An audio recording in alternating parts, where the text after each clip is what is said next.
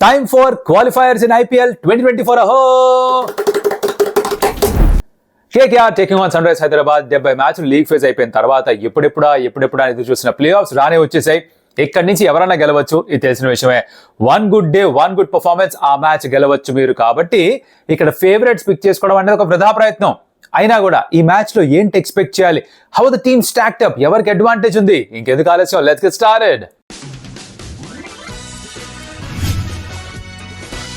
Some tales. నా పేరు Kaushik and ఇప్పటిదాకా ఎప్పుడు కూడా ఈ ఛానల్ ఈ మోహన్ చూసినకపోతే ఎందుకు చేశారు, సబ్స్క్రైబ్ కొట్టి పెట్టుకోండి, రోజు కనిపిస్తూ ఉంటాం, పనికి వస్తాం కూడా.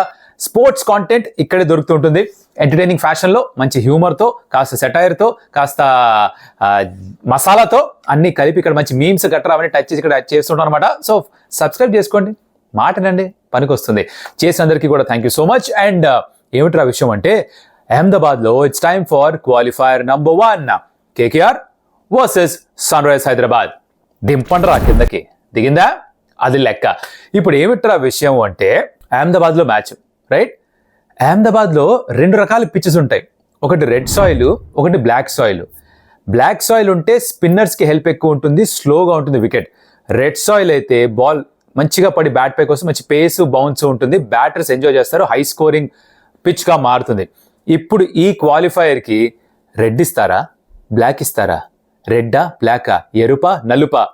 Anybody's guess.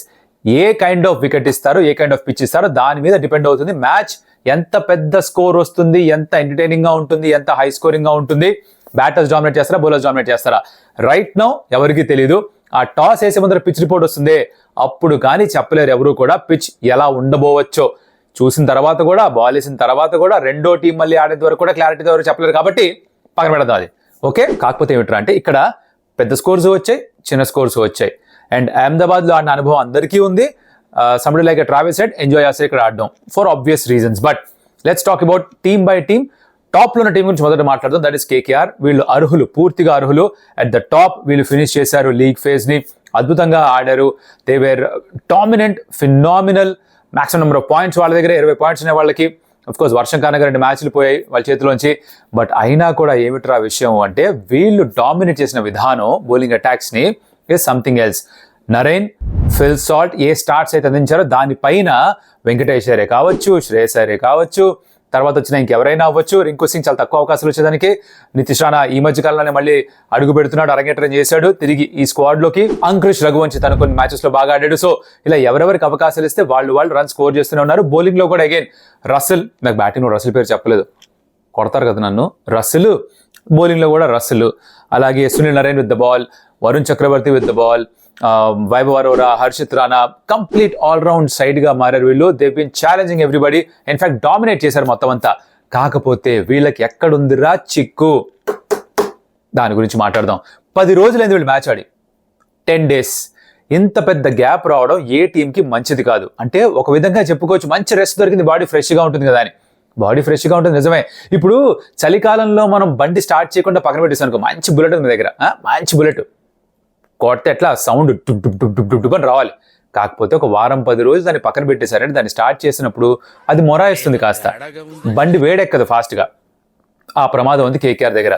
10 రోజుల నుంచి మ్యాచ్ ఆడలేదు, కాంపిటేటివ్ క్రికెట్ ఆడలేదు. ఎస్, ఎంత ఫ్రెష్గా ఉన్నా, బాడీస్ ఎంత ఫిట్గా ఉన్నా కూడా మ్యాచ్ ఫిట్నెస్కి, మ్యాచ్కి కాస్త దూరంగా ఉన్నారు. అదేమన్నా కొంచెం తేడా కొట్టే అవకాశాలు ఉన్నాయి, రైట్? నెక్స్ట్ పాయింట్ ఏంటి, ఫిల్ షాట్ వెళ్ళిపోయాడు. ఇంగ్లాండ్ వాళ్ళు వచ్చేమని చెప్తే ఫిల్ షాట్ వెళ్ళిపోయాడు. అంటే వీళ్ళకి లీగ్ ఫేజ్ మొత్తం అంతా కూడా ఆ ఎక్స్ప్లోజివ్ స్టార్ట్స్, కన్సిస్టెంట్ స్టార్ట్స్ ఇచ్చిన ఫిల్ సాల్ట్ క్వాలిఫైయర్స్ నుంచి ఉండడు. ఇదేమన్నా ప్రాబ్లమా? తన స్థానంలో like for like replacement Rahmanullah Gurbaz from Afghanistan తను వచ్చేస్తాడు, వికెట్ కీపింగ్ చేస్తాడు, ఓపెన్ బ్యాటింగ్ చేస్తాడు. కాకపోతే తను లాస్ట్ కాంపిటేటివ్ క్రికెట్ మ్యాచ్ ఆడింది మార్చ్ 1st వీక్, 2nd వీక్లోనట. దాని తర్వాత ఆబ్వియస్లీ ఐపీఎల్ టీంతో పాటు ట్రావెల్ చేస్తున్నాడు, ఎక్కడ ఆడే అవకాశం రాలేదు. ఫిల్ షాట్ అంత బాగా ఆడిన తర్వాత తను డ్రాప్ చేసే పరిస్థితి లేదు.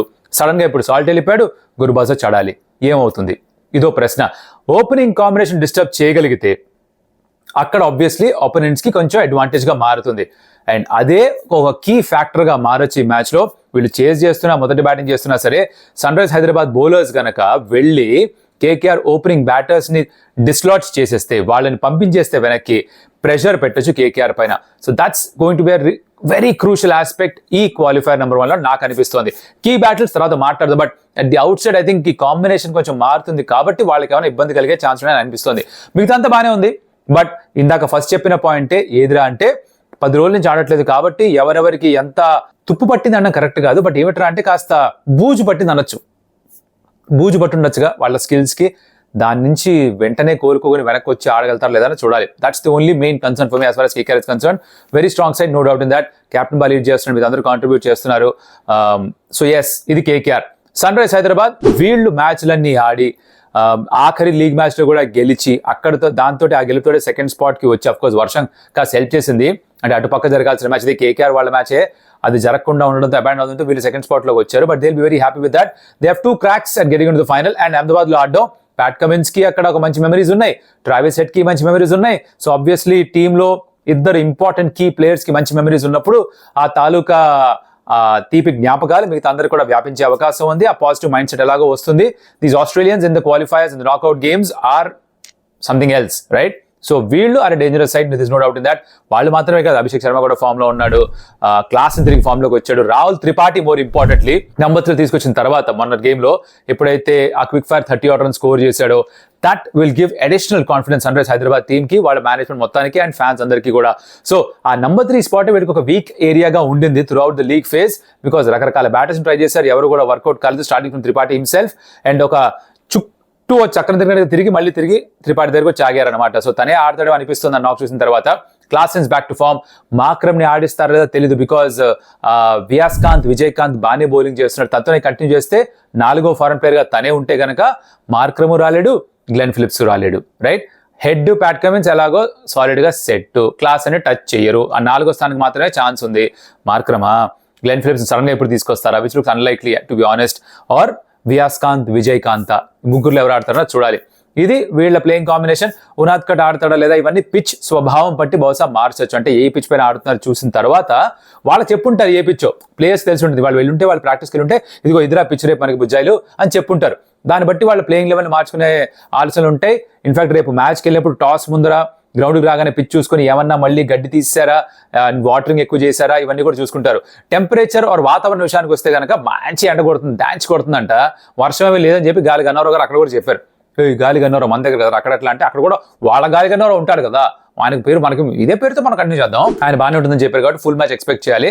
అండ్ సో టీమ్స్ ఇలా ఉన్నాయి. ఆ ప్లేయింగ్ లెవెన్ కాంబినేషన్ ఇంపాక్ట్ ప్లేయర్లు యాషెస్ గా యథావిధిగా కంటిన్యూ అయిపోతాయి. నటరాజన్నే వాడుతుంటారు ఇంపాక్ట్ ప్లేయర్కి ఎక్కువ శాతం వీళ్ళు, ఎందుకంటే బౌలింగ్ మాత్రమే చేసి వెళ్ళిపోతాడు కాబట్టి. సన్వీర్ ఆడతాడా లేదా, తర్వాత అన్మోల్ ప్రీత్ బయటే ఉన్నాడు, దాన్ని ఆడతాడా లేదా, ట్రావిస్ హెడ్ ఎలా యూజ్ చేస్తారు, these are the things will look forward to, will see what happens. Toss గెలిచి బ్యాటింగ్ చేసింగ్ అంటే ఇప్పుడు సన్ రైజ్ హైదరాబాద్ అయితే మాకు ఏదైనా ఒకటి అంటారు, అండ్ కేకేఆర్ కూడా మాకు ఏదైనా ఒకటి అంటారు. కాకపోతే నాకౌట్ గేమ్స్ లో ఏమిట్రా అంటే, ఆర్ ఈ క్వాలిఫైర్ స్టేజ్ లోని గేమ్స్ లో ఏమిట్రా అంటే స్కోర్ బోర్డ్ ప్రెషర్. అంటే మీరు మొదట బ్యాటింగ్ చేసి స్కోర్ బోర్డు పైన కనుక మంచి స్కోర్ పెట్టగలిగితే you're always keeping the opponents under pressure, చేసి చేసే వాళ్ళని ప్రెషర్ లో పెట్టచ్చు అని అంటుంటారు. అది మైండ్ లో ఉండొచ్చు. Let's talk about key battles. So key battles ఎవరి మధ్య అంటే ఇప్పుడు Bhuvneshwar Kumar against the KKR openers. Mouth watering clash. ఎందుకంటే సునీల్ నరైన్ ని 2 సార్లు అవుట్ చేశాడు గతంలో. తన ఎక్కువ రన్ స్కోర్ అగేన్స్ భూవి చక్కగా స్వింగ్ చేస్తాడు. అండ్ లెఫ్ట్ హ్యాండ్ బ్యాటర్స్ గా కూడా బాల్ పిచ్ అయ్యి కనుక కొంచెం బయటికి వెళ్లే విధంగా బౌలింగ్ చేస్తే ఆ స్లిప్ లోనో కాట్ బిహైండ్ అయ్యే అవకాశాలు ఎక్కువ ఉంటాయి. తన బాడీ నుంచి దూరంగా వెళ్ళిపోతే షార్ట్ ఆడినా కూడా టాప్ ఎడ్జ్ లేవో జరగచ్చు. So Narine against Bhuvneshwar Kumar, and Gurbaz ఎలాగో ఫ్రెష్ గా వస్తున్నాడు కాబట్టి తను కొంచెం తడబడితే గనక కేకేఆర్ కొంచెం బ్యాక్ ఫుట్ వేసి మొదలెట్టాల్సి వస్తుంది. సో ఇనిషియల్ గా నేను ఎదురు చూస్తున్న key battle is between the KKR openers and Bhuvneshwar Kumar. అలాగే ఇంకో interesting key battle is going to be the KKR spinners, the mystery spinners. Sunil Narayan, Varun Chakravarthy against the SRH batters. వీళ్ళు పవర్ ప్లేలోనే యూజ్ చేస్తారా వాళ్ళని, మిడిల్ ఓవర్స్ లో వాళ్ళని ఎట్లానే స్క్వీజ్ చేసేద్దామా, పిండి పారేద్దాం అనుకుంటారా, క్యాప్టెన్ ఎలా ఉపయోగిస్తాడో తెలియదు. కానీ మొత్తానికి వీళ్ళు ఎప్పుడు వేసినా ఆ 8 overs ఏవైతే ఉన్నాయో ఇవి చాలా కీలకంగా మారబోతున్నాయి. ఎస్ఆర్హెచ్ నోయింగ్ దెమ్, వాళ్ళేమో అటాకింగ్ బ్రాండ్ ఆఫ్ క్రికెట్ ఆడుతున్నారు. మేము అటాకే చేస్తామని ఫిక్స్ అయ్యారు. సో ఎవరు వేసినా సరే మేము షార్ట్స్ ఆడతాం అంటున్నారు. అదే కంటిన్యూ చేస్తారా? లీగ్ ఫేజ్ అంతా కూడా అలానే ఆడారు. ఇన్ ద ప్లే ఆఫ్స్ మళ్ళీ అదే బ్రాండ్ ఆఫ్ క్రికెట్ ఆడగలరా, లేదా ప్రెషర్ ఏమన్నా వాళ్ళని వాళ్ళ ఆట తీరుని మార్చుకోవడానికి ఫోర్స్ చేస్తుందా? ఇద్దరు స్పిన్నర్స్ ఏమన్నా వాళ్ళు వేసే బౌలింగ్ తోటి వాళ్ళని ఫోర్స్ చేస్తారా వేరే విధంగా ఆడడానికి, ఆర్ బౌండరీస్ ఇవ్వకుండా ఉంటే కొంచెం ఏమన్నా ప్రెషర్ క్రియేట్ అవుతుందా? ఇఫ్ రిమెంబర్, వీళ్ళిద్దరు ఆడింది ఒకేసారి ఈ సీజన్లో మార్చిలో ఆడారు. 4 runs ఎడతో ఓడిపారు. ఎవరు సన్ రైజ్ హైదరాబాద్. లాస్ట్ లో హర్షిత్ రాణా వికెట్ తీసుకున్నాడు, క్లాస్ అవుట్ అయ్యాడు. కాకపోతే ఏమిటంటే ఆ మ్యాచ్లో Travis Head lad from SRH point of view is anyways definitely going to play unless మన తెలియని ఇంజురీస్ ఏవో జరిగితే తప్ప or if you wakes up unwell something we don't know otherwise లేకపోతే ఫిట్ గా ఉంటే వీళ్ళందరూ యాస్టీస్ గా ఆడాల్సిందే. At the top Bhuvneshwar Kumar versus KKR openers and ఈ KKR spinners versus the SRH batter middle order specific గా దాని గురించి చూస్తున్నాడు ఎలా చేస్తారని చెప్పేసి. అండ్ పవర్ హిట్టర్స్ ఉన్నారు అట్నుంచి ఇటు ఎక్కడ చూసినా పవర్ హిట్టర్స్ ఉన్నారు. So I think batting will be very important. So batters ఇంత అగ్రెసివ్ గా ఆడుతున్న ఈ సిచ్యువేషన్ లో ఈ మ్యాచ్ లో బౌలింగ్ ఎవరు బాగా వేస్తే ఫీల్డింగ్ ఎవరు బాగా చేస్తే వాళ్ళే గెలిచే అవకాశాలు ఉంటాయి. Batting cancel out right. ఇప్పుడు ఇక్కడ x+y = x-y అంటే x క్యాన్సిల్ అంటామే అలా బేసిక్ గా batting cancels out right. So bowling and fielding ఎవరు బాగా చేస్తారో వాళ్ళు గెలిచే ఛాన్స్ ఎక్కువ ఉందని నాకు అనిపిస్తుంది. మీరేట్ అనుకుంటున్నారు కదా కమెంట్లో చెప్పండి నాకు. And who could be the key players? ఇప్పటిదాకా ఎలా అయితే సునీల్ నరేన్ వాళ్ళకి స్టార్ట్స్ ఇచ్చారో సాల్ట్ కూడా లేడు కాబట్టి అసాల్ట్ చేయడానికి మరి నరేన్ ఆ రెస్పాన్సిబిలిటీ తీసుకోవాలి కాబట్టి I think for KKR at the top Sunil Narine has to fire for them for sure. తన తర్వాత రింకు సింగ్ ఇప్పటిదాకా పెద్దగా అవకాశాలు రాలేదు బ్యాటింగ్ చేయడానికి. బట్ తనని తక్కువ అంచనా వేయకూడదు, తీసి పక్కన పెట్టడానికి లేదు. ఏముందిలే రింకు సింగే కదా అనుకుంటే లేదు భయ్య, ఆట ఆడుకున్నాడంటే కనుక తర్వాత పక్క వాళ్ళకి ఆడడానికే మిగలదు, ఆటలు అట్టుబడి అయిపోతారు. So Rinku Singh will also very important. ఒకవేళ అతనికి అవకాశం వస్తే మిగతా వాళ్ళు యాస్టేజ్ you expect them to fire any which ways right. So that's from KKR side. నేను SRH గురించి మాట్లాడితే I think again Head and Abhishek Sharma ఇద్దరులో ఎవరో ఒకళ్ళు కనీసం హ్యావ్ టు స్కోర్ బిగ్, కనీసం ఒక 50 కావాలి. ఇద్దరు స్కోర్ చేస్తే నథింగ్ లైక్ ఇట్. వీళ్ళు పవర్ ప్లే ట్రాక్ చేస్తారని తెలుసు మనకి. అండ్ మోర్ ఇంపార్టెంట్లీ క్లాస్ మన ఫామ్ లో వెనక్కి వచ్చాడు కాబట్టి తను ఇంపార్టెంట్. అది కాకుండా బౌలింగ్ డిపార్ట్మెంట్ లో Bhuvi needs to give those wickets. Natarajan consistent గా వికెట్స్ తీసుకున్నాడు. సో తనని స్పెసిఫిక్ గా నేను చెప్పట్లేదు, కానీ కీగా మారేది ఎవరు అంటే వాళ్ళ కీ ప్లేయర్స్ ని టార్గెట్ చేసే వాళ్ళు కీగా మారచ్చు. So Bhuvi could be the key bowling factor. Natarajan నుంచి తను స్టాండర్డ్ గా ఏదైతే వేస్తున్నాడో యార్కర్స్ వేస్తున్నాడో ఆ డెత్ ఓవర్స్ బౌలింగ్ వేస్తాడో తన నుంచి ఎలాగో ఎక్స్పెక్ట్ చేస్తారు. Pat Cummins with his captains and his bowling, he'll anyways lead the side well. But a key player in the bowling department for me, I think, is Bhuvneshwar Kumar. And it will come down to the pitch. ఆ pitch ఎలా ప్రవర్తిస్తుంది, ఎవరికి ఎక్కువ help ఇచ్చే అవకాశం ఉంది, దాని మీద డిపెండ్ అవుతుంది మ్యాచ్ అంతా కూడా. So let's just wait and see ఏం జరుగుతుందో. Interesting match. ఓడిపోయిన వాళ్ళకి కూడా ఇంకొక అవకాశం ఉంటుంది, అందుకనే టాప్ 2 లో ఉండాలి. గెలిచిన వాళ్ళు నేరుగా ఫైనల్కి వెళ్ళిపోతారు. ఎవరు గెలుస్తారు ఏంటో నాకైతే తెలీదు. ఇగో భయ్యా ఇంకో విషయం ఉంది, రివెంజ్ తీసుకుంటాం. ఏంది భయ్య రివెంజ్ తీసుకునేది? స్పోర్ట్ లో రివెంజ్ అన్న కాన్సెప్ట్ ఉండకూడదు భయ్యా. హేట్, రివెంజ్, చంపేస్తాం, నరికేస్తాం సినిమాల్లో బాగుంటాయి, స్పోర్ట్లో అది పెట్టకూడదు. మనం కొంచెం ఇవాల్వ్ అవుదాం, అందరిలాగా మనం ఉండకూడదు. మనం కొంచెం నెక్స్ట్ లెవెల్కి వెళ్దాం, కాస్త మన థింకింగ్ని కాస్త మారుద్దాం. ఏంటి అట్లీస్ట్ మనం మారుద్దామా, మన కమ్యూనిటీలో మారుద్దామా? ఇలా లేదు ఫ్లయింగ్ కిస్ దానికి ఇచ్చి పడేయాలి వాళ్ళ, అలాంటివి కాకుండా మ్యాచ్ గెలవాలి. మనం బాగా ఆడి మ్యాచ్ గెలవాలి. మన టీం సరిగ్గా ఆడాలి. అది KKR అయినా అది SRH అయినా వాళ్ళు వాళ్ళ గేమ్ పైన ఫోకస్ చేయాలి. ఆపోనెంట్ మీద కంటే వాళ్ళు ఎలా బెటర్గా ఆడాలి, ఒకరైనా ఎక్కువ ఎలా కొట్టాలి ఫోకస్ చేయాలి. అంతేగాని ఫ్లయింగ్ కిస్సులు, సంకలు గుద్దుకోవడాలు, అగ్రెసివ్గా సెలబ్రేట్ చేసుకోవడాలు ఇవన్నీ వద్దు. మొహం మీద చూపించి ఫింగర్ చూపించి బయట వద్దు. ఇవన్నీ వీటి మీద ఫోకస్ చేయకండి, గేమ్ మీద ఫోకస్ చేద్దాం. Let's get to the next level of fanism.